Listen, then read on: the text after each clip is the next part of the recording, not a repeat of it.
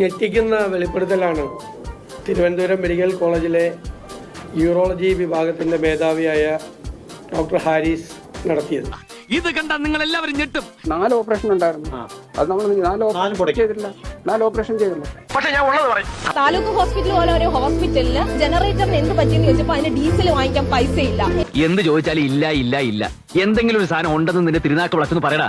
ഇനി അതിന്റെ ഭാഗമായ ഒരു അതിർത്തി ഉണ്ടായാൽ ആ അതിർത്തി മാധ്യമങ്ങൾക്ക് ഉപയോഗിക്കത്തക്ക രീതിയിൽ പുറത്തുവിട്ടാൽ അത് നാം നടത്തുന്ന നല്ല പ്രവർത്തനങ്ങൾക്കെല്ലാം തെറ്റായ ചിത്രീകരണത്തിനടിയാക്കും. അല്ല, പ്രഭാകരേട്ടന് വീട്ടില് വിലയില്ലെങ്കിലും നാട്ടില് പുല്ല് വിലയാ. സർജറി ചെയ്താൽ തുന്നിക്കൂട്ടാനുള്ള നൂല് പോലും ഇല്ലാത്ത മെഡിക്കൽ കോളേജുകൾ കേരളത്തിലുണ്ട്. ഇങ്ങനെ ഒരു വിഷയം എന്റെ ശ്രദ്ധയിൽ ഇല്ല. ഗവൺമെന്റിന്റെ ശ്രദ്ധയിൽ ആ രീതിയിൽ ഈ പ്രശ്നം എത്തിയിട്ടുമില്ല.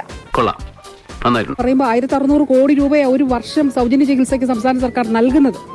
മരുന്നുകളുടെ കാര്യത്തിലും ഇത് നമുക്ക് കാണാനായിട്ട് കഴിയും. എന്നാ പിന്നെ പേടിക്കണ്ട. സർജിക്കൽ ഉപകരണങ്ങളില്ല, മരുന്നില്ല. സന്തോഷമുണ്ട്.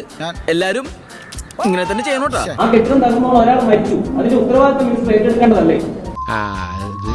നോക്കൂ, ഇത് ഈ ഘട്ടത്തിൽ നമ്മൾ ചെയ്തത് എന്താണെന്ന് പറയുമോ? മേലാങ്ങാതെ ഉരുട്ടി വിഴുങ്ങലല്ല നിന്റെ രാഷ്ട്രീയം.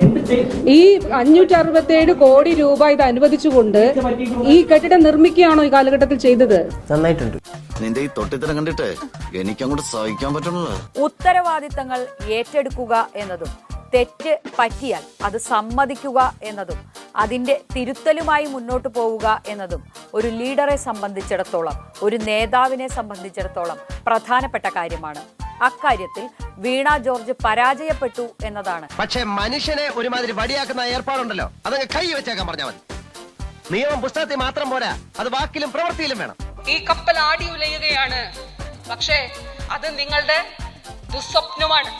ഇയാളെ ഇനി നമ്മൾ വിശ്വസിക്കൂല. കാട്ടുകളെ